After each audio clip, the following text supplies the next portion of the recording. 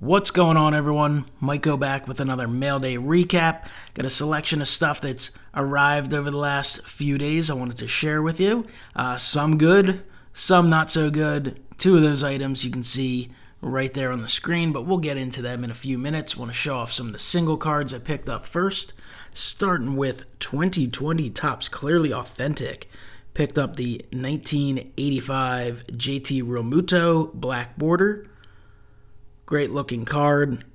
Awesome image of JT. Nice signature there. Black borders are numbered to 75. So happy to pick that one up for the Phillies collection. Clearly Authentic is a neat product.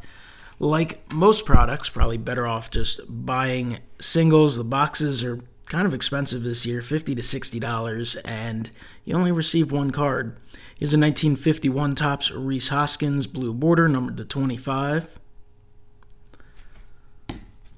And we also have the Bryce Harper 1951 Topps.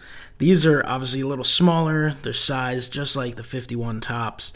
And with all the imagery on it, they really did not leave much space for signatures. So most players signed over their faces. But thankfully, the Hoskins and the Harper aren't too bad. I mean, some guys literally straight up signed right over the middle of their face. But it's a neat card. Definitely cool. There's a 53 design as well in the set this year. They look awesome. Like, they're cards that if you collect a certain player or team and you come across one of them, they're definitely really neat for the collection. Did get into a set break of 50 Bowman. And while I did not do great in any way, shape, or form, because the top cards you're targeting, I did not hit, I was lucky enough to hit some cards that fit the PC. So we got a Del Ennis. Obviously, card has some issues, but still pretty clean and cool looking. Then we've got a Elmer Velo, and he's a Philadelphia Athletic, so that's pretty cool. Don't mind picking up some of the old Philadelphia A's. Here's another Philadelphia Athletic and also a catcher, so that's pretty cool. I love the old 50 Bowman catcher cards. MikeO. And then the fourth one I hit, probably the cleanest copy of all cards. You can see it's pretty well centered overall, pretty clean. Sibby Sisti, so an interesting name there, but a really clean card there. So hit all pretty much commons, but they're neat. I'm happy with it. It's worth taking a chance on those from time to time. We've got a 39 play ball, Del Howard Young. So happy to pick this one up. Actually won two cards on eBay at auction, and the second one the seller couldn't find or misplaced or something like that, so I was refunded for it. But, you know, I had bid on a few of these just to combine shipping. Ended up with one of them, but overall pretty neat. Just like to kind of diversify the collection, and I already have the old play ball, but I'll pick up others if I think the price is right. Another cheaper pickup, won this one at auction for a couple bucks. Finest Sterling Bryce Harper. Really nice shine. This is from 2014 Topps Finest. So I always enjoy Finest products year after year, and I really like when they do the retro inserts, kind of celebrating some of the 90s designs. So sweet Harper there. Addit and Allen and Ginter, Paul Molitor in the Brewers uniform. So a nice Ginter auto. This one will have to go out to PSA for PSA DNA certification, authentication, encapsulation, all that stuff. But nice Ginter card there of Paul Molitor. And then I picked up a few Spencer Howards. He should make his Major League debut in all likelihood this year. Phillies top pitching prospect. Phillies' history of pitching prospects is not good. Maybe every 20 years or so they produce a pitching prospect that lasts more than a couple years. So they're about due. I mean, the last really guy who had a really, really strong career, for them at least, was Cole Hamels. You have some other guys like Carlos Carrasco, who's been pretty good. They developed him, but he never pitched for them. Anyway, picked up Spencer Howard First Bowman and First Bowman Mojo. So decided to pick up a few Spencer Howards. I did buy the single out of this brand new product.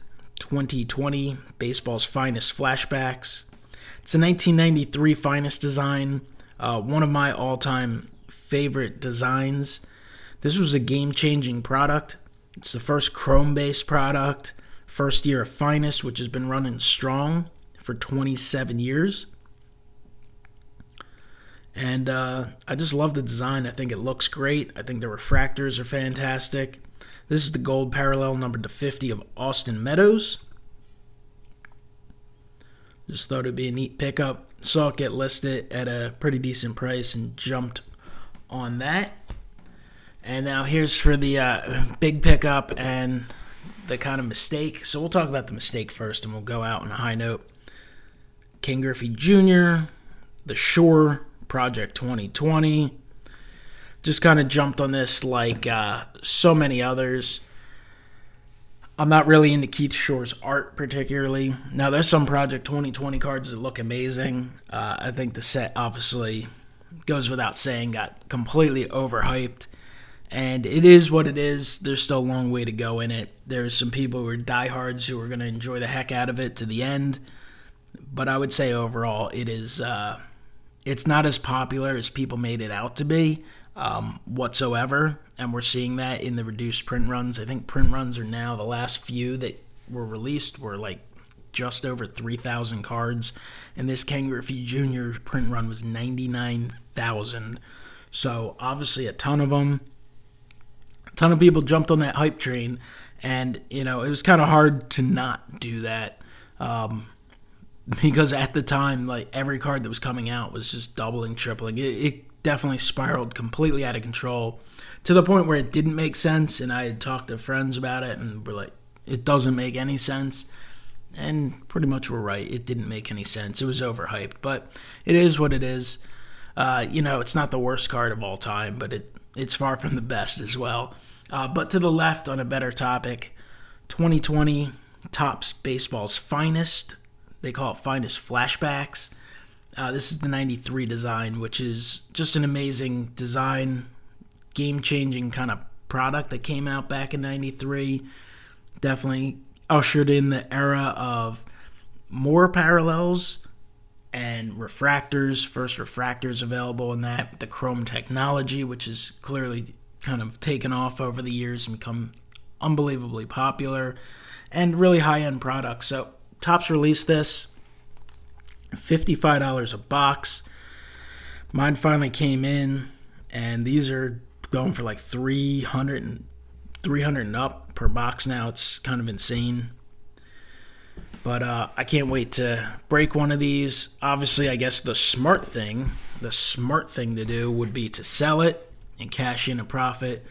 But I'm too big of a fan of that Finest design to do that.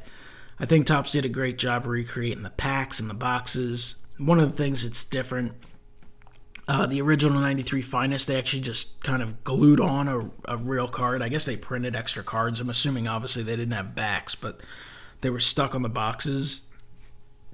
And so all the boxes had different players on top, so that was pretty neat. But it is not an autograph-based product. You can get autographs. They're about 1 in every 6 boxes or so, I believe, is what I've kind of read. But you get 1 refractor parallel per box. Now, technically, in the ones I've watched several breaks. Usually you get 1 base refractor and then at least 1 color refractor. Base refractors, I'd say the print run is probably right about 50 per card. So they're pretty tough. It's at least a 200 card set.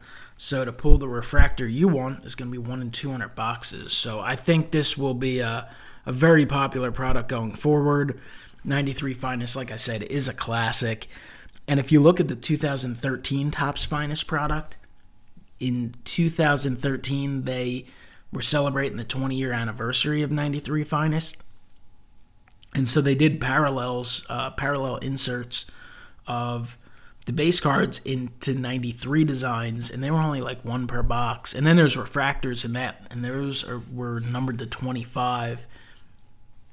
And obviously you can find commons fairly cheap, but like some of the big stars, even the base 93 Finest parallels are super expensive and the refractors are kind of just out of control. You don't even see them come up that much and the prices are astronomical. So I would say this product, the big time stars, the guys like Mike Trout, I think the base cards are going to be pretty pricey. I think the refractors are going to be well above triple digits, and some of the key rookies as well as time goes on. But hey, maybe that's just me because I'm a huge fan of 93 Finest. Can't wait to put together the Phillies refractor set. That's something I'm definitely targeting as well. So if you want to see me break this box, tune in. I'll probably get to it tomorrow or the next day, and I'm looking forward to it. So comment below, let me know what you think of the pickups, and I'll talk to you next time. Have a great one.